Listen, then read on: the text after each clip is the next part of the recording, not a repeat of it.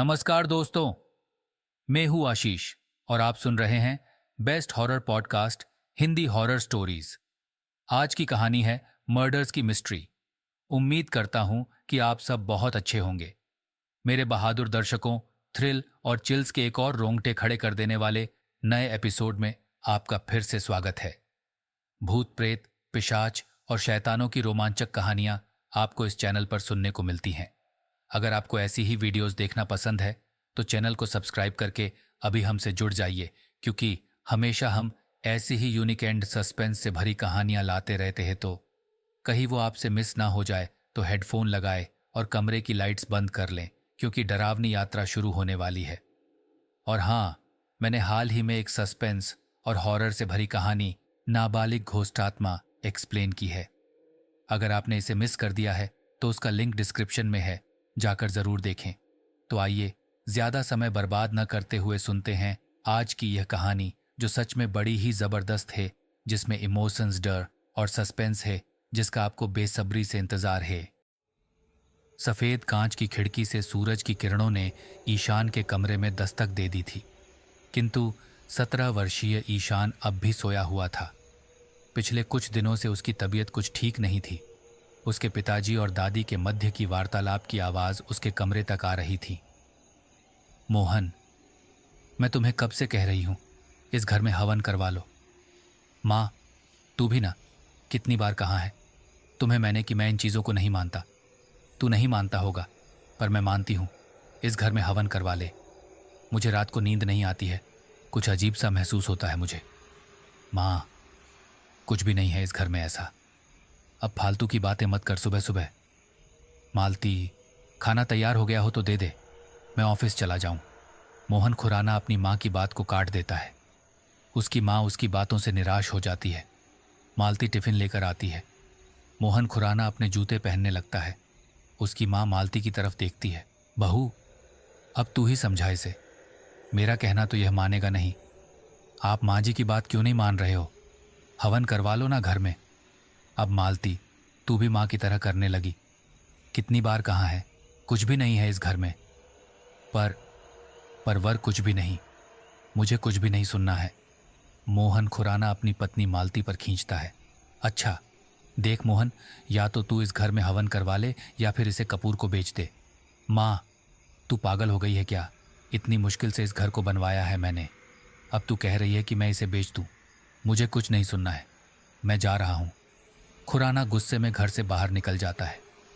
मालती और खुराना की माँ उसे घर से जाते हुए देख रही थीं। वे दोनों ही निराश थीं, क्योंकि पिछले काफी दिनों से वे खुराना को घर में हवन करवाने के लिए बोल रही थीं। लेकिन खुराना पूजा पाठ में यकीन नहीं करने वाला इंसान था। इसके अतिरिक्त उन दोनों ने घर को उनके पड़ोसी कपूर को देने के लिए भी खुराना से कहा था, किंतु खुराना उन दोनों के प्रस्ताव से खुश नहीं था। दरअसल खुराना पीएनबी बैंक में मैनेजर के पद पर कार्यरत था। पहले उसकी ड्यूटी चंडीगढ़ थी, जिस कारण वह अपनी 20 वर्षीय बेटी अंजलि, 17 वर्षीय बेटे ईशान, अपनी पत्नी मालती और अपनी मां के साथ चंडीगढ़ में ही किराए के मकान में रहता था। इस दौरान उसने दिल्ली में अपना खुद का प्लॉट खरीद लिया था। अभी 4 साल पहले ही उसने अपना घर यहाँ बनवाया था। पहले वे चंडीगढ़ में रहते थे, इस कारण घर को किराए पर दिया जाता था। अंतिम बार घर में किराए पर जो रहता था वह एक राजस्थानी परिवार था। उस परिवार में सिर्फ 2 ही सदस्य थे, पति और पत्नी। नई नई शादी हुई थी। पत्नी पति को छोड़कर किसी अन्य लड़के के साथ भाग गई थी, जिसके चलते पति ने अवसादग्रस्त होकर खुराना के घर में ही फांसी लगा ली थी। उस लड़के के फांसी लगाने की घटना के 2 माह बाद ही जब खुराना का तबादला दिल्ली में हुआ तो उसने अपने परिवार सहित अपने घर में ही रहने का निश्चय किया। लेकिन समय समय पर खुराना की माँ कपूर को घर में हवन करवाने के लिए बोलती रहती थी, क्योंकि उनके मुताबिक उस लड़के की आत्मा का साया अब भी इस घर में उनके ऊपर निगरानी रखता है। किंतु आधुनिक ख्यालातों वाला खुराना भूत प्रेत वाली बातों पर यकीन नहीं करता था। लेकिन समय समय पर मोहन खुराना की माँ खुराना से अपनी बात बनवाने की पुरजोर कोशिश करती रहती थी। जुलाई का महीना होने के कारण मानसून का पूरा जोर था। रात के करीब 12 बजने वाले थे। आसमान में काले बादल छाए हुए थे। आकाशीय बिजलियों की तेज गड़गड़ाहट के मध्य तेज मानसूनी हवाएं भी चल रही थीं। मोहन खुराना की मां अपने बिस्तर पर गहरी नींद में सोई हुई थी। अचानक उनके कमरे की खिड़की बजती है। मोहन खुराना की मां की आंख खुल जाती है। बाहर बारिश के साथ तेज हवा के थपेड़े खिड़की पर जोर जोर से लग रहे थे। तेज हवा की वजह से खिड़की बज रही है, यह सोचकर वह पुनः अपने बिस्तर पर लेट जाती है। किंतु अचानक ही खिड़की पुनः बजनी शुरू हो जाती है। अब की बार वे चौंक कर खड़ी होती हैं।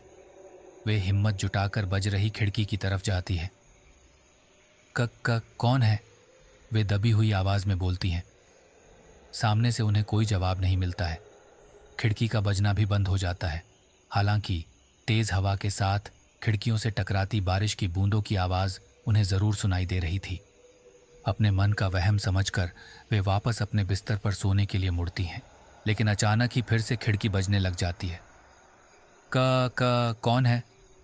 मैं कह रही हूं, कौन है वहां? वह डर के मारे कांपते हुए बोलती है। उनके माथे पर पसीना आ जाता है।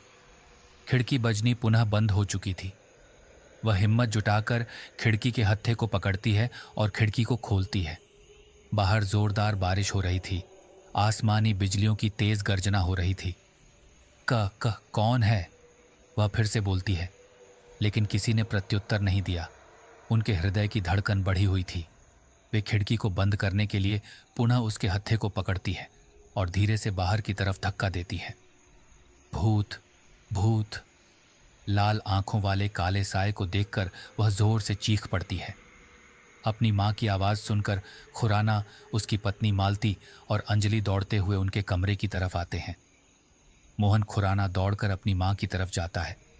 मालती ने कमरे के बल्ब को जलाने के लिए बटन दबाया। खुराना की मां फर्श पर पड़ी डर के मारे चीख रही थीं। क्या हुआ मां? भूत, भूत! मां, कुछ भी तो नहीं है वहां। खुराना खुली हुई खिड़की की तरफ इशारा करता है, जहां कुछ भी दिखाई नहीं दे रहा था। नहीं, मैंने अपनी आंखों से देखा है। काला, बहुत काला, भयानक सा चेहरा, उसकी लाल आंखें थीं। शांत हो जाओ मां, वहां कुछ भी तो नहीं है, पर मैंने देखा है। अच्छा, क्यों बकवास कर रही हो? भूत वूत कुछ नहीं होता है। पर माँ जी ने खुद अपनी आंखों से देखा है ना मोहन, ये भला झूठ क्यों बोलेंगी? तुम चुप करो मालती, कुछ भी तो नहीं है। अगर होता तो मुझे भी तो दिखाई देता ना। चलो, मैं देखता हूं। ओए भूत भाई साहब, जरा बाहर आकर हमें भी तो दर्शन दो तुम। खुराना खिड़की के बाहर झांक कर बोलता है। देखो, आया क्या? नहीं आया ना। आएगा कहाँ से, क्योंकि भूत होते ही नहीं। पर पापा, कभी कभी मुझे भी महसूस होता है कि इस घर में कुछ ऐसा है। हाँ, अब तुम भी इनके साथ हो जाओ। मुझे कुछ नहीं सुनना मोहन। मैं ईशान को भी अपने कमरे में सोने के लिए ला रही हूँ। वो अकेला सो रहा है वहाँ। मालती कहती है। चुप करो मालती, क्या तुम अपने बच्चों की निजता में भी दखलंदाजी करोगी? वह 17 वर्ष का हो चुका है, बच्चा नहीं है। सोने दो उसे अकेले ही। और हाँ अंजलि, तुम भी चुपचाप कमरे में चली जाओ। इधर खुराना घर के अन्य सदस्यों को डांट रहा था। ईशान अपने कमरे में सोया हुआ था। उसके कमरे की खिड़की के पास से कोई काली परछाई सी गुजरती है। गहरी नींद में सोया होने के कारण उसे इसका आभास नहीं होता है। रात की बारिश से मौसम सुहावना हो चुका था। हालांकि आकाश में हल्के बादल अब भी छाए हुए थे। सड़क पर आवागमन शुरू हो चुका था। मालती रसोई घर में सुबह की चाय बना रही थी। मोहन खुराना व उसकी मां दोनों चाय के इंतजार में सोफे पर बैठे हुए थे। रात की घटना के बाद में वे बेचैन सी लग रही थीं। मैं अब इस घर में और नहीं रह सकती मोहन, तू इसे कपूर को बेच दे। खुराना की मां ने चुप्पी तोड़ी। मां, अब तू फिर से रात की ही बात को अलाप रही है। तो क्या करूं, तू मान ही नहीं रहा है। मैं तुम्हें कितनी बार कह चुकी हूं कि इस घर में उस लड़के की रूह है। मां, तुम चुप करो, मुझे कुछ नहीं सुनना। मोहन खुराना अपनी मां पर खींचता है। अचानक उसके फोन की घंटी बजती है। वह फोन उठाता है। क्या? हम? अच्छा, मैं कहता हूं। जी जी, मैं कहता हूं। फोन पर बात करते हुए मोहन खुराना की तिवोरियां चढ़ जाती हैं। अंजलि, खुराना चिल्लाता है। अंजलि दौड़ती हुई खुराना के पास आती है। क्या हुआ पापा? ये क्या हो रहा है? ईशान के इस बार फर्स्ट टर्म टेस्ट में बहुत कम नंबर आए हैं। बात क्या है? आजकल वह तो मेरी नज़र में ही नहीं आता है। पापा, उसकी तबीयत कुछ ठीक नहीं चल रही है। अच्छा, लेकिन फिर भी इतने कम नंबर, तुम उसे टाइम क्यों नहीं दे रही हो? पापा, क्या करूं? 15 अगस्त तक मुझे भी अपनी प्रोजेक्ट फाइल्स जमा करवानी है। ऐसे में मुझे भी वक्त नहीं मिल पाता है। अंजलि ने अपनी मजबूरी जताई। मालती चाय लेकर बरामदे में आती है। मोहन खुराना उसकी तरफ घूरता है। यहाँ महारानियों को भूत दिखाई दे रहे हैं और खुद के बच्चे उनसे संभाले नहीं जा रहे हैं। खुराना मालती पर तंज कसता है। क्या हुआ? क्या हुआ?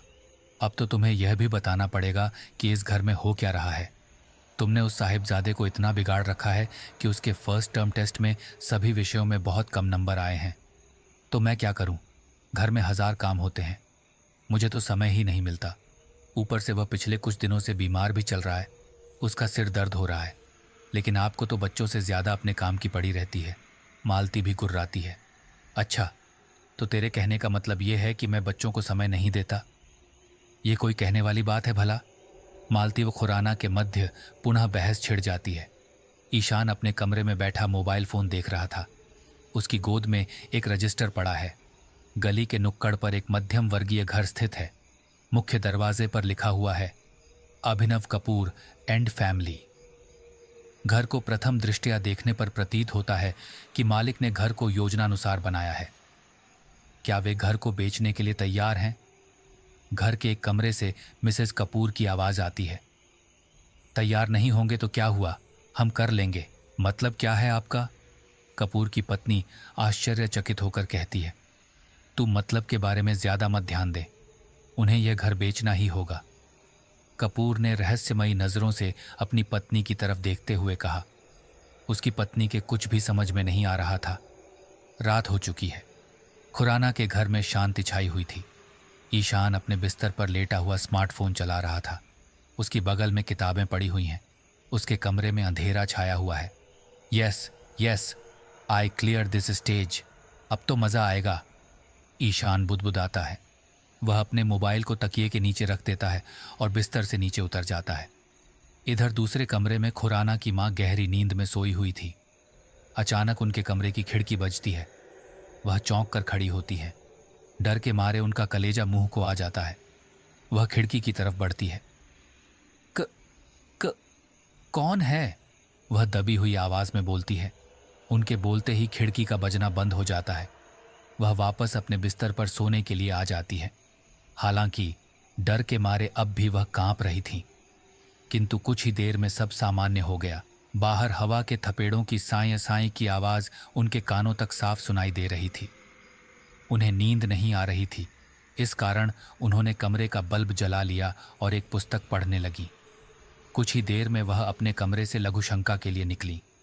वह अपने कमरे का दरवाज़ा खोलती है और वॉशरूम की तरफ जाने लगती है। हालांकि डर के मारे अब भी उनके हृदय की धड़कनें तेज धड़क रही थीं। वॉशरूम का दरवाज़ा खोलने से पहले उन्हें आभास हुआ कि उनके पीछे कोई है। वे पीछे की तरफ मुड़ी और सुबह होते ही मालती अपने कमरे से उठने के बाद मुंह धोने के लिए वॉशरूम की तरफ जाती है। वॉशरूम का दरवाज़ा खोलते ही अंदर का नज़ारा देखकर वह चीख पड़ती है। क्या हुआ? खुराना और अंजलि दौड़ते हुए वॉशरूम की तरफ जाते हैं। ईशान भी अपने कमरे से बाहर निकलकर वॉशरूम की तरफ जाता है। वॉशरूम के अंदर का नज़ारा देखकर वे सब चौंक जाते हैं। खुराना की माँ बाथटब में औंधे मुंह पड़ी हुई थी। वह दौड़कर उन्हें उठाता है। माँ, माँ। खुराना जैसे ही अपनी माँ को पलटता है तो उसे पता चलता है कि उसकी माँ मर चुकी है। उसके पांवों तले ज़मीन खिसक जाती है। अंजलि और मालती रोने लग जाती हैं। ईशान डर के मारे अपनी माँ के गले से लिपट कर रोने लग जाता है। आस पड़ोस के लोग भी दौड़कर खुराना के घर आ जाते हैं। हेगड़े जी सर, कैसे हुआ ये सब? Police inspector Vikram Singh sub inspector Hegde से घटना के बारे में पूछता है। सर, एक्सीडेंटल केस लग रहा है। शायद दिखाई न देने की वजह से खुराना जी की माँ बाथटब में औंधे मुंह गिर गई हों और फिर खड़ी नहीं हो पाई होंगी। अच्छा, तुम बॉडी को पोस्टमार्टम के लिए ले जाओ। जी सर। हेगड़े अन्य पुलिस कांस्टेबल से खुराना की मां की लाश को उठाने के लिए बोलता है। वे उसकी लाश को उठाते हैं और एम्बुलेंस में रख देते हैं। पुलिस इंस्पेक्टर विक्रम सिंह कुछ जरूरी साक्ष्य जुटाने के बाद खुराना की बगल में आकर बैठ जाता है। ये सब कैसे हुआ है? मेरा मतलब, आखिरी बार आपकी माँ से कौन मिला था? कल रात को मैं उनके कमरे में उन्हें दूध देने गई थी। फिर मैं वापस आकर अपने कमरे में सो गई थी। उसके बाद क्या हुआ मुझे पता नहीं। बेचारी माँ जी, मालती बिलख पड़ती है। क्या आप में से किसी ने भी उनके गिरने की या चीखने की आवाज़ नहीं सुनी? जी नहीं सर, क्योंकि वॉशरूम हमारे बेडरूम से दूर है। इसके अलावा मेरे घर के कमरों के दरवाजे और खिड़कियों को एक बार बंद कर दिया जाए तो मुश्किल से ही आवाज़ कानों तक पहुंचती है। खुराना नीचे गर्दन किए हुए बोलता है। उसकी आवाज़ में अपनी माँ को खोने का दर्द था। ओह, हमें खेद है खुराना जी। अभी के लिए हम चलते हैं। जैसे ही पोस्टमार्टम रिपोर्ट आएगी उसके बाद ही पता चलेगा कि मामला क्या है। चल तावड़े। विक्रम सिंह हेड कांस्टेबल तावड़े से मालती की तरफ देखते हुए कहता है। उसे महसूस होता है कि शायद मालती इस घटना के विषय में कुछ बताना चाहती है। आप अगर इस केस के विषय में कुछ बताना चाहती हैं मिसेस खुराना तो बेझिझक कहिए, हम आपके साथ हैं। विक्रम सिंह के कहते ही खुराना अपनी पत्नी को घूरता है। कहिए मिसेस खुराना। इंस्पेक्टर साहब, मुझे कुछ नहीं कहना। जितना पता था मैंने आपको बता दिया। ठीक है, कोई बात नहीं। चल तावड़े, चलते हैं। अपना ध्यान रखिएगा। खुराना जी। जी सर। खुराना हाथ जोड़कर अभिनंदन करता है। वह घर के अन्य सदस्यों की तरफ एक बार देखता है। मालती और अंजलि रो रही थीं। ईशान उनकी बगल में मायूस बैठा था क्योंकि घर में उसकी सबसे करीबी सदस्य उसकी दादी माँ अब इस दुनिया में नहीं रही थी। खुराना अपनी माँ की मृत्यु के बाद उदास बैठा था। विक्रम सिंह, हेड कांस्टेबल तावड़े, एक ड्राइवर और कुछ अन्य कांस्टेबल सहित गाड़ी में जाकर बैठ जाता है। तावड़े, तुम्हें क्या लगता है ये बुढ़िया कैसे टपकी होगी? सर, दिखाई नहीं दिया होगा और जाकर बाथटब में गिर गई होगी मुंह के बल। फिर खड़ी नहीं हो पाई होगी। जब चींखी होगी तो खुराना के परिवार के बाकी के सदस्य सुन नहीं पाए होंगे। अच्छा, पर मुझे तो कुछ और ही लग रहा है। मतलब सर? मतलब का तो पता नहीं, पर मालती का चेहरा देखकर मुझे न जाने ऐसा क्यों लग रहा था कि वह हमसे इस केस के विषय में कुछ छुपा रही है। कहीं ये वेल प्लान मर्डर तो नहीं है तावड़े? नहीं सर, ये मर्डर तो बिल्कुल भी नहीं हो सकता। तू इस बात के लिए इतना निश्चित कैसे हो सकता है तावड़े? क्योंकि सर, मुझे लगता है कि बुढ़िया का मर्डर भला कोई क्यों करेगा। वैसे भी उसको मारने से किसी का क्या फायदा होने वाला है। वाह तावड़े, सवाल अच्छा है, पर तुम्हारा दिमाग इतना कब से चलने लगा? विक्रम सिंह तावड़े की चुटकी लेता है। बस सर, आपके साथ का फर्क है। अब साथ रहने से कुछ तो आप वाले गुण भी आएंगे ना सर। अच्छा, मुझे ज़्यादा मत उठाओ। कल शाम तक मुझे खुराना के परिवार की पूरी डिटेल चाहिए। हम रिस्क नहीं ले सकते तावड़े, समझे? जी सर। हम विनोद, आगे चौराहे पर गाड़ी रोको। क्यों सर? अरे क्योंकि बच्चे, गाड़ी रोक। तेरी भाभी को आज शॉपिंग करवानी है। आगे भी देर हो गई है, अब तो क्लास लगेगी। हाँ हाँ हाँ, हम सबकी क्लास लेने वाले की भी क्लास लगती है। मुझे पता नहीं था सर। विनोद चुटकी लेता है। बेटा, क्लास ही नहीं लगती, पूरा लेक्चर झेलना पड़ता है। जब तुम्हारी शादी होगी तब तुम्हें भी पता चल जाएगा। विक्रम सिंह गाड़ी से नीचे उतरते हुए कहता है। गाड़ी में बैठे सभी पुलिस वाले ठहाके लगाते हैं।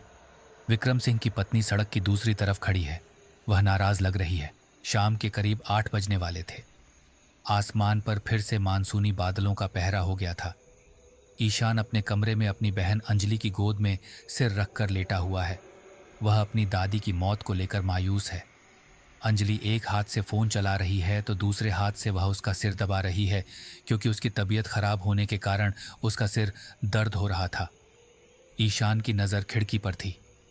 अचानक अंजलि के फ़ोन पर किसी का मैसेज आता है। वह चौंक कर खड़ी होती है। अच्छा ईशान, मैं जा रही हूँ। अंजलि इतना कहकर उसके कमरे से जल्दी से चली जाती है। ईशान गुमसुम सा अब भी खिड़की की तरफ देख रहा था। इधर head constable Tawde police inspector Vikram Singh की केबिन में एक फाइल के साथ जाता है। Good evening sir. आओ तावड़े, क्या पता चला तुम्हें खुराना की फैमिली के बारे में? कुछ खास नहीं सर। जैसा कि आपको पहले ही पता था, खुराना को दिल्ली में आए हुए अभी 2 महीने भी नहीं हुए हैं। पहले उसकी ड्यूटी चंडीगढ़ थी। अच्छा, ये तो पता है। कुछ ऐसा पता चला जो खुराना के परिवार ने हमें नहीं बताया हो? जी सर, एक बात बड़ी अजीब बताई थी खुराना के घर के बाहर उसके पड़ोसी सुमित ने। तावड़े बोलते बोलते रुक सा जाता है। क्या हुआ तावड़े, रुक क्यों गया? तावड़े अपने गले के ताबीज को बाहर निकालता है। वह उसे चूमता है। जय हनुमान ज्ञान गुण सागर, जय कपीस तिहूं लोक उजागर। तावड़े धीमे से बुदबुदाता है। क्या बुदबुदा रहे हो तावड़े? कुछ नहीं सर। चुपचाप सारी बात बताओ तावड़े। ऐसा क्या है खुराना के घर में जो अजीब है? सर, उनके घर में किसी भूत का साया है और पड़ोसियों के मुताबिक बुढ़िया को उसने ही टपकाया है। तेरा दिमाग तो खराब नहीं है ना तावड़े? नहीं सर, बिल्कुल दुरुस्त है। तू अब ये बकवास ही करेगा या कुछ और भी ढंग की बात बताएगा मुझे? सर, मुझे तो सिर्फ यही पता चला था, इसके अलावा कुछ भी पता नहीं चला मुझे। अच्छा? जी सर। तू निकल तावड़े, तेरा खुद का दिमाग तो खराब है ही, मेरा और करेगा। और हाँ, मेरी बात ध्यान से सुन ले। कल तक अगर तुमने कोई ठोस सबूत नहीं ढूंढा तो तेरी नौकरी चली जाएगी। नहीं सर, ऐसा मत करना, मैं करता हूँ कुछ। हे हनुमान जी, मुझे बचाना। ये सर तो मुझे उस भूत के हाथों ना जाने क्यों मरवाना चाहते हैं। बस इस बार बचा लो, अगले महीने ही मैं पी सर से कहकर अपना तबादला करवा लूंगा। तावड़े पुनः बुदबुदाता है। क्या बुदबुदा रहे हो तावड़े? कुछ नहीं सर, मैंने तो कहा बस हो जाएगा। अच्छा, गुड, चलो जाओ अब। तावड़े जल्दबाजी में विक्रम सिंह की केबिन से बाहर आ जाता है। वह डरा हुआ सा प्रतीत हो रहा है। मैंने बोला था ना आपको, ये घर बेच दो, लेकिन आप थे कि माने ही नहीं। अगर हम इस घर में नहीं रहते तो आज माँ जी हमारे बीच होती। तुम्हारा दिमाग तो सही है ना मालती? कितनी बार कहा है कि इस घर में कुछ भी नहीं है। मैं नहीं मानती। माँ जी को ज़रूर उस लड़के की रूह ने ही मारा है। मुझे तो डर लग रहा है। आप इस घर को कपूर को बेच क्यों नहीं देते? मालती, कितनी बार कहा है तुझे, मैं इस घर को नहीं बेचने वाला।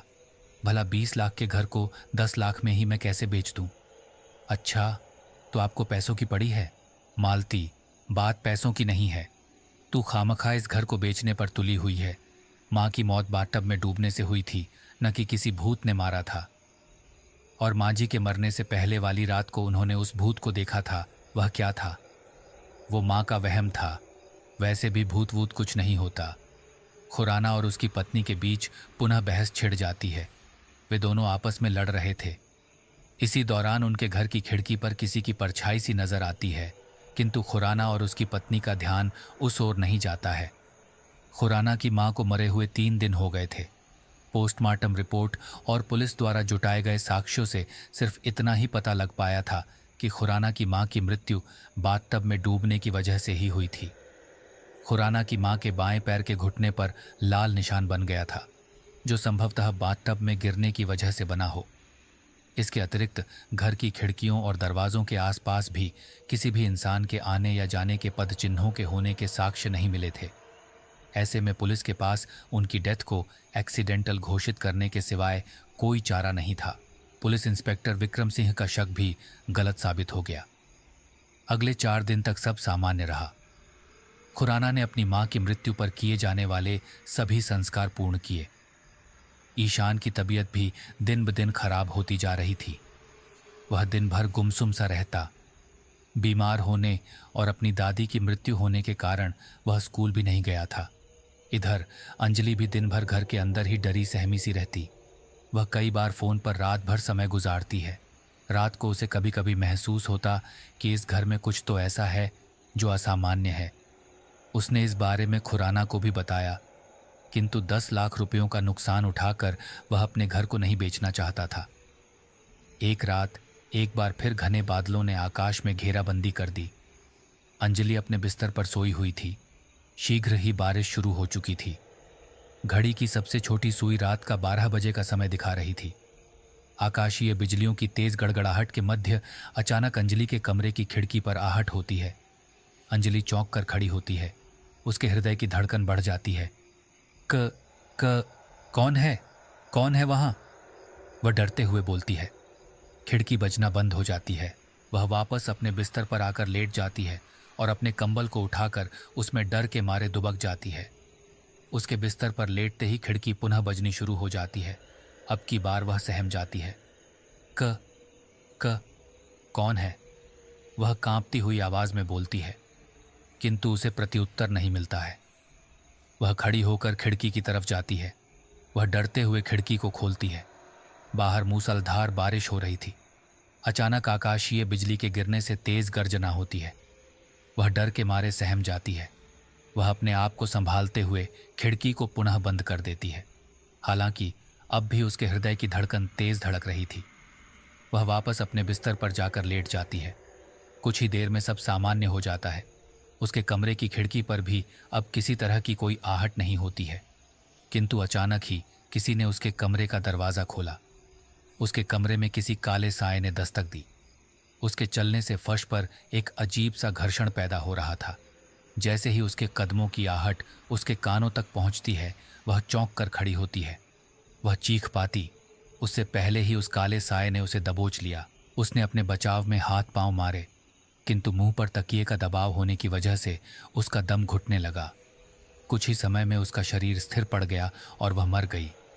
शीघ्र ही कमरे में पुनः शांति छा गई। उस काले साए ने दरवाजे को बंद कर दिया। हाय, मेरी फूल सी बच्ची को मार दिया उसने। मालती पोस्टमार्टम के लिए ले जा रही अपनी बेटी की लाश को देखकर रोती है। माँ, दी। ईशान भी रोते हुए अपनी माँ से लिपट जाता है। मालती दौड़ते हुए उसकी लाश को ले जाने से रोकने का प्रयास करती है। अंजलि, हे भगवान, ये क्या हो गया? शांत हो जाइए मिसेस खुराना, हम जल्दी ही कातिल का पता लगा लेंगे। नहीं लगा पाओगे आप। मेरी बच्ची को उस लड़के की रूह ने मारा है। कहाँ था ना आपको मैंने वह मार डालेगा। देखो, आज हमारी बच्ची को भी मार दिया। मालती खुराना के गले लिपट कर रोने लगती है। मोहन खुराना उसे सांत्वना देता, किंतु उसकी पत्नी रोना बंद नहीं करती है। शांत हो जाओ मालती। नहीं होऊंगी मैं शांत। कहा था ना इस घर में उस लड़के की रूह है। आप इस घर को बेच दो, लेकिन आप हैं कि मान ही नहीं रहे हैं। मालती जोर जोर से रोने लगती है। मिसेज खुराना, आप शांत हो जाइए। पुलिस जल्द ही कातिल का पता लगा लेगी। किसका पता लगा लोगे इंस्पेक्टर साहब आप? जब कातिल कोई रूह हो तो आप भी मेरी बात नहीं मान रहे हैं। माफ़ कीजिए मिसेज खुराना, कानून भूत वूत को नहीं मानता, लेकिन मैं वादा करता हूं कि जल्द ही कातिल सलाखों के पीछे होगा। बस आप पुलिस को अपना काम करने दें, धैर्य रखें। किस बात के लिए धैर्य इंस्पेक्टर साहब? उसने मेरी फूल सी बच्ची को जान से मार दिया। शांत हो जा मालती। खुराना अपनी पत्नी को उसके कमरे में लेकर जाता है। ईशान मायूस होकर उन सबको देख रहा था। इंस्पेक्टर विक्रम सिंह अपने हाथों में प्लास्टिक के दस्ताने पहन लेता है। हेड कांस्टेबल तावड़े और कुछ अन्य पुलिस कांस्टेबल भी अंजलि के कमरे की तलाशी लेते हैं। वे जरूरी साक्ष्य जुटाते हैं। ईशान अपने कमरे में चला जाता है। खुराना मालती को समझाने के बाद अपने कमरे से वापस बाहर आ जाता है। वह आंगन में पड़े सोफे पर निराशावस्था में बैठ जाता है। इंस्पेक्टर विक्रम सिंह उसकी बगल में आकर बैठता है। आपको किसी पर शक है क्या मिस्टर खुराना? मेरा मतलब कोई ऐसा व्यक्ति जो आपकी तरक्की से जलता हो, या आपका किसी के साथ पुराना झगड़ा हुआ हो? नहीं सर, मेरे 22 साल के करियर में मेरी किसी के साथ भी लड़ाई नहीं हुई है। यहाँ तक कि मुझे नहीं लगता कि कोई मुझसे जलता हो। वैसे भी हमें दिल्ली में आए हुए करीब 2 माह ही हुए हैं। इससे पहले तो मैं कभी कभार ही दिल्ली आता था। फिर भी कोई तो ऐसा होगा जिससे आपका नुकसान करके फ़ायदा हो। आप अपने दिमाग पर जोर डालिए। नहीं सर, ऐसा कोई भी नहीं है। अगर होता तो मैं आपसे नहीं छुपाता। ठीक है, कोई बात नहीं, हम जल्दी ही कातिल का पता लगा लेंगे। आप निश्चित रहें, मुझे आप पर विश्वास है सर। जी तावड़े। जी सर। चलो तुम मेरे साथ आओ। Okay sir. तावड़े विक्रम सिंह के पीछे पीछे आता है। वह गाड़ी स्टार्ट करता है। विक्रम सिंह गाड़ी में बैठता है। बाकी के कुछ पुलिस वाले बची हुई प्रक्रिया पूरी करते हैं। खुराना अब भी सोफे पर निराश बैठा था। अपनी बेटी के कत्ल ने उसे अंदर तक झकझोर कर रख दिया था। वह अपने दिमाग पर जोर लगा रहा था कि ऐसा कौन सा व्यक्ति हो सकता है जो इस तरह उसके परिवार का अहित चाहता है। उसके दिमाग में हजारों सवाल कौंध रहे थे, किंतु उनमें से एक का भी जवाब उसे नहीं मिल रहा था। गाड़ी रोक तावड़े, विक्रम सिंह तावड़े से कहता है। तावड़े गाड़ी रोकता है। चारों ओर एक सुनसान इलाका है। हाईवे पर एक दो वाहन जा रहे हैं। तावड़े विक्रम सिंह की तरफ देखता है। विक्रम सिंह सिगरेट जला लेता है। यार तावड़े, ये कातिल बहुत शातिर है। इसने बुढ़िया को भी बड़ी सफाई से टपकाया था, तो यहाँ भी, जहाँ तक मेरा मानना है, उसने किसी भी तरह का सबूत नहीं छोड़ा है। बाकी तो फॉरेंसिक जांच में पता चल पाएगा। सर, सबूत छोड़ेगा भी कैसे जब कातिल इंसान नहीं, कोई भूत हो? तावड़े, तुम पागल हो गए हो क्या? ये कोई मजाक की बात नहीं है। हम पुलिस फोर्स के जवान हैं और कानून भूत नाम की किसी भी चीज़ को नहीं मानता है। पर होता ज़रूर है सर। आप नहीं जानते, ये भूत लोग हैं ना, बड़े खतरनाक होते हैं। साले इंसान को इस तरह से टपकाते हैं कि किसी को पता तक नहीं चलता है। तावड़े, कितनी बार कहा है मेरे सामने ऐसी बकवास बातें मत किया कर, पर तू है कि मानता ही नहीं। चुप कर और मुझे सोचने दे। विक्रम सिंह तावड़े पर झल्लाता है। वह सिगरेट का कश लेता है, फिर अपने माथे पर हाथ रखकर सोचने लगता है। तावड़े, जी सर, तू आज ही मेरे प्लान के मुताबिक काम करना शुरू कर दे। सर, क्या करना है? तावड़े, कैसे भी करके मुझे इस खुराना के घर का बैकग्राउंड चाहिए। मुझे लगता है ये हमसे बहुत सी बातें छिपा रहा है, लेकिन हाँ, इस बात का ध्यान रखना, अगर तुमने दोबारा मुझे वही भूतिया कहानी सुनाई तो तेरी नौकरी चली जाएगी। सर के बच्चे, कुछ भी कर, मुझे ये सब चाहिए, समझे? ओके सर, हो जाएगा। अच्छा, तो फिर इंतज़ार किसका कर रहे हो? मुझे थाने छोड़ दे और रिक्शे वाला बन जा। Okay sir. तावड़े पुनः गाड़ी को स्टार्ट करता है और पुलिस थाने की तरफ चल पड़ता है। कपूर के घर में उसकी बीवी उसके कमरे की सफाई कर रही थी। वह अलमारी को खोलती है। कपूर अपने किसी ग्राहक से बात कर रहा था। अरे, तू चिंता मत कर भाई, मैं जल्दी ही कुछ ऐसा करने वाला हूँ कि वह घर अब हमारा होगा। ये क्या चीज़ है? कपूर की बीवी अलमारी में एक बड़े से अजीब से डिब्बे को देखकर बुदबुदाई। वह जैसे ही उसे देखने लगती है, वह डिब्बा नीचे गिर जाता है। वह उसे जल्दीबाजी में उठाने लगती है। इतने में डिब्बे का सारा सामान नीचे गिर जाता है। एक काला बड़ा सा कोट, लाल प्लास्टिक की नकली आंखें, प्लास्टिक के काले दस्ताने और एक काला मास्क उसके पैरों के आगे गिरे पड़े थे। वह उन सबको देखकर आश्चर्यचकित हो जाती है। उसे कुछ भी समझ नहीं आता था। ये क्या कर रही हो तुम? कपूर उस सामान को समेटती हुई अपनी पत्नी को देखकर जोर से बोलता है। वह चौंक जाती है। मैं क्या? मैंने तुम्हें कितनी बार कहा है कि मेरे किसी भी सामान को हाथ मत लगाया करो, पर तू है कि मानती ही नहीं। चल, मुझे दे। कपूर सारे सामान को छीनकर उसे वापस अलमारी में रख देता है। वह उसे लॉक लगाकर घर से बाहर चला जाता है। उसकी पत्नी उसे संदेह की नज़र से देखती है। तावड़े इन्वेस्टिगेशन करने के बाद विक्रम सिंह के केबिन में आता है। विक्रम सिंह नीचे गर्दन किए कुर्सी पर बैठा हुआ है। Good evening sir. आओ तावड़े, कुछ पता लगाया? सर, कुछ खास पता नहीं चला है, बस घूम फिरकर उस भूत की ही कहानी सामने आ रही है। तावड़े, तुम किसी काम के नहीं हो क्या? सर, क्या करूं, इसके अलावा कुछ पता नहीं चल पाया है। बहुत से मोहल्ले के लोग तो खुराना को अच्छे से जानते भी नहीं हैं। ऐसे में उनका मानना है कि इस घर में ही कुछ ठीक नहीं चल रहा है। तुम चुप करो यार। Good evening sir, Hegde cabin में प्रवेश करते हुए कहता है। आओ हेगड़े, तुम्हें कुछ पता चला? सर, कुछ खास नहीं। यार, तुम सब कर क्या रहे हो? ये केस हमारी पुलिस फोर्स के लिए एक दाग बन चुका है। हेगड़े, कुछ तो ऐसा पता चला होगा जो इस केस से ताल्लुक़ रखता हो।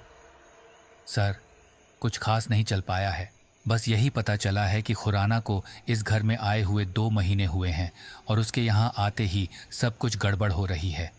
इस दौरान खुराना की माँ ने खुराना को यह घर कपूर को बेचने की पेशकश की थी, लेकिन खुराना नहीं माना था। क्यों?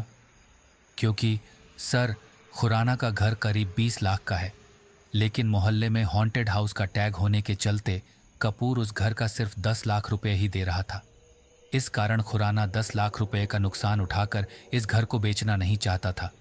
ओह माय गॉड, क्या हुआ सर? हेगड़े, कातिल तो हमारी आंखों के सामने था और हमने उसकी तरफ ध्यान तक नहीं दिया। सर, मुझे कुछ भी समझ नहीं आ रहा है, पर मेरे सब समझ आ गया है। हेगड़े। विक्रम सिंह खड़ा होता है। वह अपनी पिस्टल को उठाता है और हाथ में ले लेता है। रात की करीब 1 बज चुकी थी। आकाशीय बिजलियों की गड़गड़ाहट के साथ बारिश पुनः शुरू हो चुकी थी। ईशान अपने कमरे में सो रहा था। उसकी खिड़की के पास किसी काले साए ने दस्तक दी। Hands up, you are under arrest, mister Kapoor. खिड़की के बाहर काले कपड़े पहने कपूर को पुलिस घेर लेती है। मैं कपूर डर के मारे भागने का प्रयास करता है। अपने आप को पुलिस के हवाले कर दो कपूर। विक्रम सिंह आसमान की तरफ गोली चलाता है। गोली की आवाज सुनकर पूरा मोहल्ला जाग जाता है। खुराना अपनी पत्नी के साथ घर से बाहर दौड़ कर आता है। ईशान भी डरा सहमा घर से बाहर निकलता है। कौन है? खुराना दौड़ता हुआ आकर पूछता है। कातिल मिल चुका मिस्टर खुराना। इसने ही कत्ल किया है आपकी माँ और बेटी का। क्या? कपूर को उस अवस्था में देखकर खुराना को यकीन नहीं होता है। नहीं नहीं, मैंने किसी का भी कत्ल नहीं किया है, कपूर अपने बचाव में चिल्लाता है। अच्छा, तुम रंगे हाथ पकड़े गए हो कपूर हेगड़े? जी सर। इसे गाड़ी में पटको। मैंने किसी का कत्ल नहीं किया है सर, मैं झूठ नहीं बोल रहा हूं, कपूर अपने बचाव में चिल्लाता है। सभी मोहल्लेवासी उसे देखते हैं। कपूर की बीवी भी दौड़ती हुई घर से बाहर आ जाती है। Hands up, you are under arrest, mister Kapoor. खिड़की के बाहर काले कपड़े पहने कपूर को पुलिस घेर लेती है। मैं कपूर डर के मारे भागने का प्रयास करता है। अपने आप को पुलिस के हवाले कर दो कपूर। विक्रम सिंह आसमान की तरफ गोली चलाता है। गोली की आवाज सुनकर पूरा मोहल्ला जाग जाता है। खुराना अपनी पत्नी के साथ घर से बाहर दौड़ कर आता है। ईशान भी डरा सहमा घर से बाहर निकलता है। कौन है? खुराना दौड़ता हुआ आकर पूछता है। कातिल मिल चुका मिस्टर खुराना। इसने ही कत्ल किया है आपकी माँ और बेटी का। क्या? कपूर को उस अवस्था में देखकर खुराना को यकीन नहीं होता है। नहीं नहीं, मैंने किसी का भी कत्ल नहीं किया है, कपूर अपने बचाव में चिल्लाता है। अच्छा, तुम रंगे हाथ पकड़े गए हो कपूर हेगड़े? जी सर। इसे गाड़ी में पटको। मैंने किसी का कत्ल नहीं किया है सर, मैं झूठ नहीं बोल रहा हूं, कपूर अपने बचाव में चिल्लाता है। सभी मोहल्लेवासी उसे देखते हैं। कपूर की बीवी भी दौड़ती हुई घर से बाहर आ जाती है ताकि तुम्हें वो घर कम पैसों में मिल जाए। भूतिया कहानी गढ़कर तुम वह घर कम पैसे में लेना चाहते थे, है ना? हाँ, मैं स्वीकार करता हूं कि मैं वो घर जरूर लेना चाहता था। इसके अतिरिक्त मैं हर रोज जाकर उनके घर की खिड़कियों को बजाता था। मैंने एक दिन खुराना भाई साहब की माँ को भी डराया था। इसके अतिरिक्त अंजलि को डराने के लिए भी मैंने उसके कमरे की खिड़की को बजाया था। मैं ईशान को भी डराने वाला था, लेकिन उस वक्त आप आ गए। मैं उन्हें डराने के लिए भयानक पोशाकें भी पहनकर जाता था, लेकिन माँ कसम, मैंने उन्हें मारा नहीं। मैं झूठ नहीं बोल रहा हूँ। झूठ बोल रहे हो तुम। तावड़े क्रोधित होकर पुनः बेल्ट से जोर से मारता है, जिससे वह चीख पड़ता है। मैं झूठ नहीं बोल रहा हूँ सर। आह आह आह, कपूर चीखता है। तावड़े बेल्ट से पुनः उस पर वार करता है। तावड़े को उस पर बहुत गुस्सा आता है। वह उसे फिर से पीटना शुरू कर देता, लेकिन वह स्वीकार नहीं करता है कि अंजलि और उसकी दादी का कत्ल उसने ही किया है। तावड़े विक्रम सिंह के केबिन में जाता है। सर, वह स्वीकार नहीं कर रहा है कि खुराना की बेटी अंजलि और उसकी माँ का कत्ल उसने ही किया है। हरामजादे, उसकी खाल उधेड़ लो तावड़े, अगर स्वीकार नहीं करता है। पर सर, पर कुछ नहीं तावड़े, दोनों कत्ल उसने ही किए हैं। वह हमें गुमराह कर रहा है। ओके सर, जाता हूं। तावड़े पुनः कपूर को टॉर्चर रूम में जाकर पीटना शुरू कर देता है। वह जोर जोर से चीखता है। शाम हो चुकी है। मालती रसोई घर में खाना बना रही है। वह उदास नजर आ रही है। अचानक उसके फोन की घंटी बजती है। हेलो हेलो मालती, आज मीटिंग के लिए मैं जयपुर जाऊंगा, तुम मेरा खाना मत बनाना, खुराना फोन पर मालती से कहता है। ठीक है। मालती फोन को रख देती है। वह खाना बनाने में पुनः व्यस्त हो जाती है। इधर ईशान अपने कमरे में गुमसुम सा बैठा है। उसके कमरे की लाइट नहीं जली हुई है, इस कारण कमरे में अंधेरा छाया हुआ था। ईशान बेटा, खाना खा लो। मालती कमरे में घुसते ही ईशान से खाना खाने के लिए कहती है। मुझे नहीं खाना। ईशान रूखे स्वर में कहता है। पर क्यों बेटा? मालती उसके करीब जाकर खाने की थाली को उसके बेड के पास पड़ी टेबल पर रख देती है। क्या बात है ईशान, खाना क्यों नहीं खाना चाहते? ईशान की माँ दुखी होकर कहती है। बोला ना माँ, नहीं खाना तो नहीं खाना, बस थोड़ा सा खा ले, चल मैं खिलाती हूँ। ईशान की माँ खाने का एक निवाला थाली को हाथ में लेकर बनाती है और ईशान को खिलाने के लिए अपने हाथ को उसकी तरफ करती है। माँ! ईशान जोर से थाली को धक्का मारता है, जिससे थाली फर्श पर गिर जाती है और सारा खाना फर्श पर बिखर जाता है। ये क्या किया ईशान? तुमने सारा खाना फर्श पर बिखेर दिया। ईशान की माँ उस पर झल्लाते हुए बोली। माँ, कहाँ तो था, मुझे भूख नहीं है। पर इतना गुस्सा क्यों? खैर, तू आराम कर। ईशान की माँ ईशान के बदले हुए रुख से खफा तो थी, लेकिन वह जानती थी कि इसमें ईशान का कोई दोष नहीं है। चूंकि घर में लगातार हुई दो बड़ी घटनाओं ने उसके मन मस्तिष्क पर गहरी चोट की थी। ऊपर से वह पिछले कुछ दिनों से लगातार बीमार भी था। उसके पिताजी उसे उतना समय दे नहीं पाते थे। अंजलि और दादी अब नहीं थीं। ऐसे में लाजमी ही था कि वह भावनात्मक रूप से अपने आप को कमज़ोर महसूस कर रहा था। उसकी माँ बिना गुस्सा प्रदर्शित किए उसके कमरे से चली जाती है। रोज की तरह आकाश में बादल नहीं छाए हुए हैं। मालती अपने कमरे में गहरी नींद में सोई हुई थी। अचानक उसके कमरे का दरवाज़ा खुलता है। हेलो, ये कैसे हो गया? इंस्पेक्टर विक्रम सिंह के पास किसी का फ़ोन आता है। उसके चेहरे पर अविश्वास के भाव दिखाई देते हैं। वह तुरंत गाड़ी को स्टार्ट करता है। खुराना के घर में मालती की लाश उसके बिस्तर पर पड़ी थी। उसके नाक से खून निकला हुआ था। इंस्पेक्टर विक्रम सिंह इधर उधर देखता है। ईशान कोने में उदास खड़ा हुआ था। खुराना सोफे पर गर्दन झुकाए बैठा था। सर, मालती जी को भी ठीक अंजलि की तरह ही मारा गया है। कातिल ने तकिए को मुंह पर इतनी जोर से दबाया था कि उनके नाक से खून बह गया, हेगड़े कहता है। इंस्पेक्टर विक्रम सिंह अपने हाथों में दस्ताने पहनता है और कमरे की तलाशी शुरू कर देता है। कल आप कहाँ थे मिस्टर खुराना?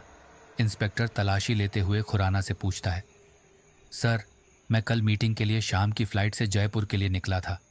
मैंने आखिरी बार मालती से बात शाम को ही की थी। किस बारे में? बस यही कि तुम मेरा खाना मत बनाना, मैं आज नहीं आ पाऊंगा। उसके बाद मुझे नहीं पता कि क्या हुआ। हालांकि कल ईशान घर में ही था, लेकिन यह भी अपने कमरे में सो रहा था, खुराना विक्रम सिंह से कहता है। विक्रम सिंह ईशान की तरफ जाता है। तुम्हें कुछ पता है बेटा कि कल रात क्या हुआ था? किसी के घर में घुसने की आवाज़ सुनाई दी तुम्हें? विक्रम सिंह के पूछते ही ईशान डर के मारे कांपने लगता है। डरो मत बेटा, आराम से बताओ। इंस्पेक्टर साहब, इससे कुछ मत पूछिए। अपनी दादी की मौत के बाद ये बीमार रहने लगा है, तो शायद इसे रात को जाग नहीं आई होगी, खुराना कहता है। ओके खुराना जी। हेगड़े, जी सर, ईशान को उसके कमरे में छोड़ दो। Okay sir. चलो आओ ईशान, तुम मेरे साथ आओ। हेगड़े ईशान के कंधे पर हाथ रखता है और उसे उसके कमरे तक छोड़ने जाता है। वह डरा हुआ सा लग रहा था। इधर विक्रम सिंह की नज़र घर में तलाशी के दौरान अचानक वाईफाई केबल पर पड़ती है। मिस्टर खुराना के घर में तो वाईफाई कनेक्शन भी है, तावड़े। हाँ सर, फ्री की वाईफाई यूज़ करने का भी एक अलग ही मज़ा है, तावड़े। हाँ सर, सही कहा। क्या मन कर रहा है सर वाईफाई यूज़ करने का? हाँ यार, कर ही लेते। वैसे भी फ्री की वाईफाई से सल्लू की फिल्म देखने का मज़ा कुछ और ही है। हाँ सर, सही कहा। पर आज तो हाँ समझ गया। बेचारे खुराना की बीवी का कत्ल हो गया है और हम साले पुलिसियों को फ्री की वाईफाई की पड़ी है। चल कुछ काम कर लेते हैं। जी sir. Police inspector Vikram Singh Khurana के पास जाता है। खुराना सोफे पर उदास बैठा था। वैसे मिस्टर खुराना, घर में वाईफाई कनेक्शन भी ले रखा है आपने, कमाल है। सर, क्या है ना, कई बार ऑफिस का काम घर में ही करना पड़ता था, इस कारण नेट की ज़रूरत होती थी, इसलिए। ओह, घर में कितने मोबाइल फ़ोन हैं? 2 मेरे हैं, एक मेरी पत्नी मालती का था, एक अंजलि का और एक ईशान के पास है। ये गलत कर रहे हैं आप।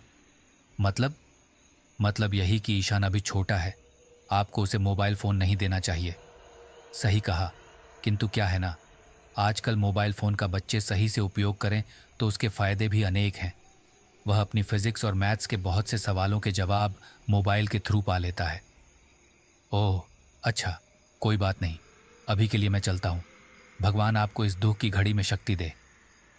पुलिस इंस्पेक्टर विक्रम सिंह तावड़े के साथ गाड़ी में बैठ जाता है। वे दोनों कुछ पुलिस वालों के साथ चले जाते हैं। गाड़ी जैसे ही कपूर के घर के पास से गुजरती है, कपूर की पत्नी उनको घूर रही थी। विक्रम सिंह और बाकी पुलिस वाले निकल जाते हैं। इधर हेगड़े बची हुई जांच पूरी करता है। शाम का वक्त था। मालती को मरे हुए अभी 3 दिन हो चुके थे, लेकिन पुलिस को कातिल का अभी कोई सुराग नहीं मिला था। विक्रम सिंह अपनी केबिन में कुर्सी के पास खड़ा था। उसके सामने तावड़े और हेगड़े खड़े थे। तावड़े, साला ये कातिल तो बहुत खतरनाक है। खुराना की मां को बाथटब में डुबोकर टपकाया, अंजलि का कत्ल भी तकिया लगाकर किया और ठीक वैसे ही मिसेस खुराना को मार दिया।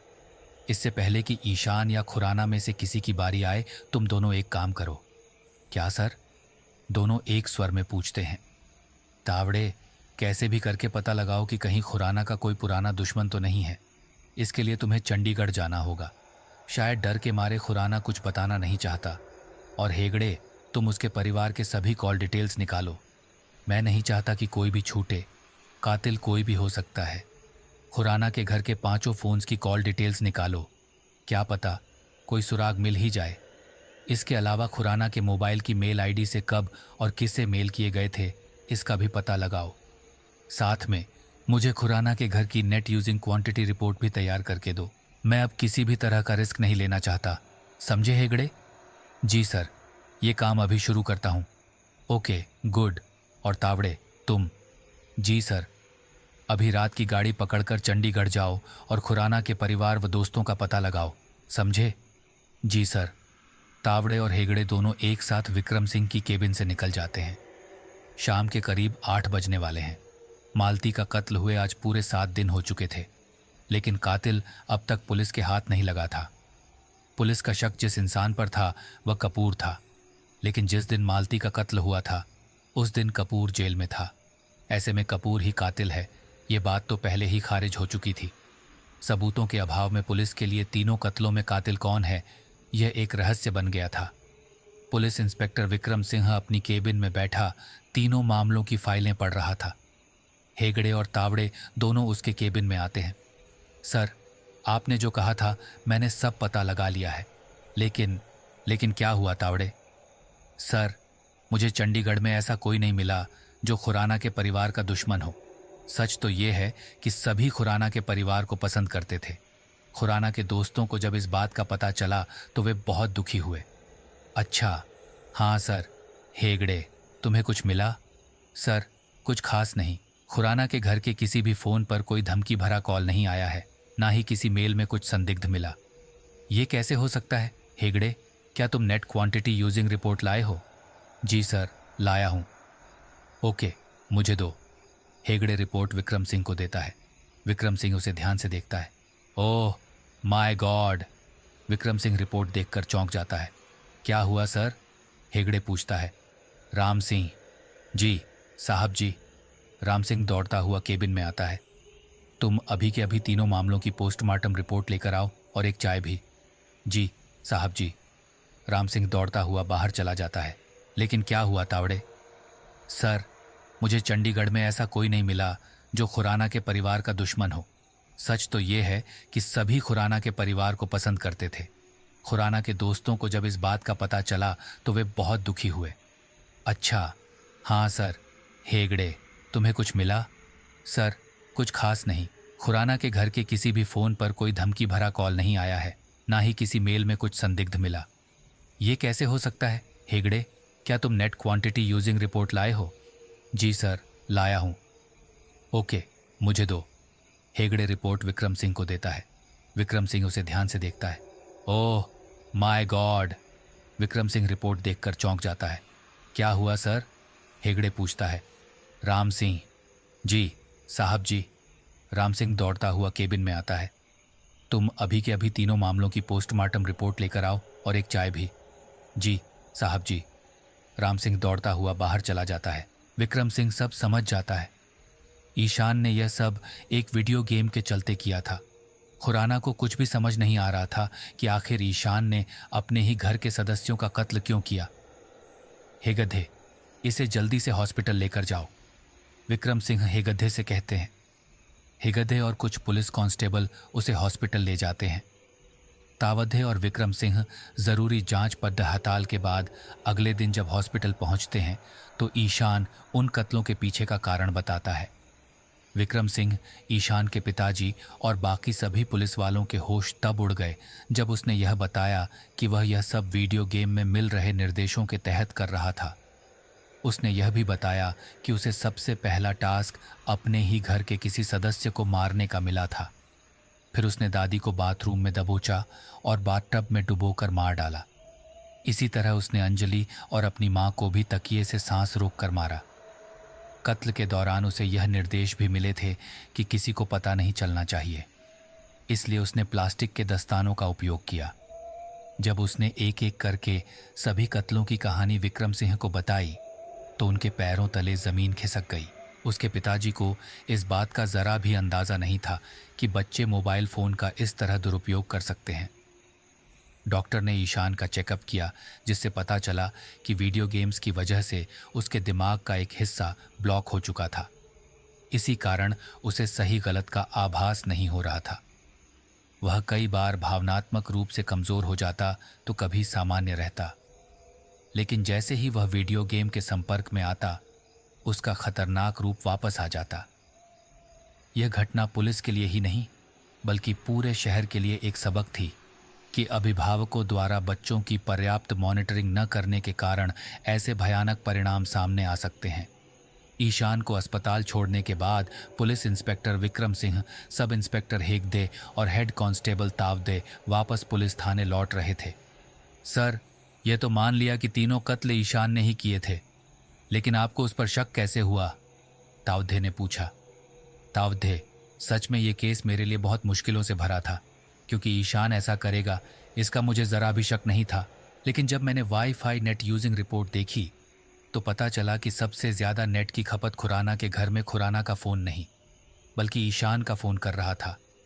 मुझे तब और भी ज़्यादा आश्चर्य हुआ जब यह देखा कि सभी कत्लों वाली रात को ही ईशान का फ़ोन 1 से 2 बजे के बीच बंद रहता था और फिर 2 बजे के बाद कुछ देर के लिए रीओपन होता था। ये पैटर्न सिर्फ कत्लों वाली रातों में था, बाकी दिनों में नहीं। बाकी दिनों में नेट का इस्तेमाल सिर्फ रात 12 बजे तक हो रहा था। इसके अलावा 7, 14, 21 और 28 जुलाई के टुक का कारण यह था कि 6 दिनों तक गेम के स्टेज पार करने के बाद उसे रविवार को ही कत्ल करने का टास्क मिल रहा था। नेट यूजिंग रिपोर्ट देखने के बाद मैं इतना निश्चित नहीं था कि यह सब एक वीडियो गेम के चलते हो रहा है, लेकिन मुझे यह ज़रूर पता था कि आज 28 तारीख को किसी का कत्ल होने वाला है। इसलिए मैंने तुम सबको निगरानी के लिए घर पर छोड़ दिया था। वाह सर, मान गए, आपका दिमाग सच में बहुत तेज चलता है, तावद्दे मुस्कुराते हुए कहते हैं। हाँ सर, मैं भी मान गया, आप सच में बहुत ग्रेट हो। आपने आज फिर साबित कर दिया कि आप ग्रेट पुलिस इंस्पेक्टर हैं। मैं आपको सैल्यूट करता हूँ, हेगदे ने कहा। नहीं हेगदे, मैं कोई ग्रेट व्रेट नहीं हूँ। आजकल सभी माँ बाप कामकाज में खुराना की तरह इतने व्यस्त हो जाते हैं कि वे बच्चों को पर्याप्त समय नहीं दे पाते। उनकी नज़र में बच्चों को अलग कमरा दे दो, एक स्मार्टफोन दे दो और जितने पैसों की उन्हें ज़रूरत हो उतने पैसे मुहैया करवा दो। बस बच्चे आज़ादी पालेंगे और अच्छे इंसान बन जाएंगे। लेकिन यह सोच गलत है। बच्चों को फ्रीडम से ज़्यादा माता पिता के संस्कारों और देखभाल की ज़रूरत होती है। काश ये बात हमारे भारतवासी समझ पाते तो आज कई नौजवान रेप, हत्या, चोरी, डकैती जैसे कांडों में शामिल नहीं होते। काश ये बात खुराना और मिसेस खुराना जैसे अभिभावक समझ पाते तो आज अंजलि, मिसेस खुराना और उनकी माँ जैसे निर्दोष इंसान जिंदा होते। लेकिन जी सर, सही कहा, मेरा तो मूड ही ऑफ हो गया है। चलिए सर, चाय पीते हैं, हेगधे ने कहा। नहीं हेगधे, अभी तो कहीं और कोई लड़का फ़ोन पर कोई पोर्न वीडियो देख रहा होगा या कोई वीडियो गेम खेल रहा होगा। कोई लड़की फ़ोन की वजह से गलत राह पर जा रही होगी। वे अभी अपराधी बनने की प्रक्रिया में शामिल हो चुके होंगे। फिर हम जैसे पुलिस वालों को ऐसे ही कातिल की तलाश करनी होगी। कभी पकड़े नहीं जाएंगे और अगर पकड़े गए तो हमें मिलेगा सिर्फ पछतावा। ये पछतावा सिर्फ हमें ही नहीं बल्कि पूरे समाज को होगा।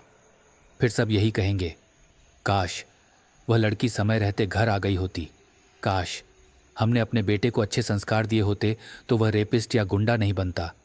खैर हेगधे, चलो चाय पीने चलते हैं। साला, हम जैसे पुलिस वालों के लिए यह भी नसीब की बात है। इंस्पेक्टर विक्रम सिंह गाड़ी को एक ढाबे के करीब रुकवाते हैं और एक लंबी सांस लेते हुए चाय पीने चल पड़ते हैं। हेगड़े और तावड़े भी उनके पीछे पीछे चल पड़ते हैं। तो दोस्तों, ये कहानी यहीं पर समाप्त होती है। आप सबने चैनल को इतना प्यार दिया, इसके लिए आपका आभार। इस कहानी पर आपकी प्रतिक्रिया ज़रूर दें और बताएं किसका रोल आपको बहुत अच्छा लगा। ऐसी ही कहानियाँ लेकर मैं आपको जल्द मिलूँगा। तो दोस्तों, मुझे ज़रूर फॉलो कर दीजिए ताकि अगली कहानियों का आपको पता चले।